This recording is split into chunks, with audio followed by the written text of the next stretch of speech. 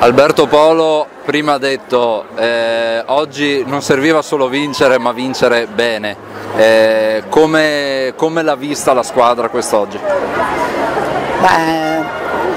Bene, mi è piaciuto molto l'atteggiamento, il carattere che ha dimostrato dal primo punto. Chiaro che non siamo mai andati in grosse difficoltà, però dal punto di vista dell'atteggiamento mi è piaciuta molto la squadra. Una Padova che ha reagito come lei sperava, insomma, dopo le 3 sconfitte. Che tipo di lavoro avete fatto in settimana per arrivare preparati alla gara di oggi?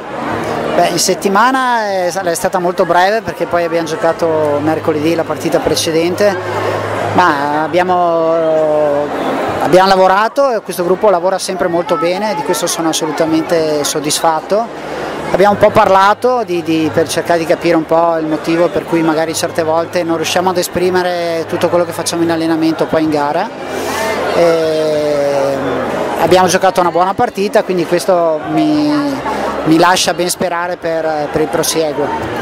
Guardando a domenica sarà uno scontro direttissimo, possiamo dire, perché c'è Milano, una delle squadre appunto che lotta per l'8° posto. Milano è una squadra molto forte con 2-3 giocatori di livello internazionale, per cui sappiamo che sarà una partita molto difficile, però ce la vogliamo giocare a viso aperto, poi vediamo. Grazie, bocca al lupo. Grazie.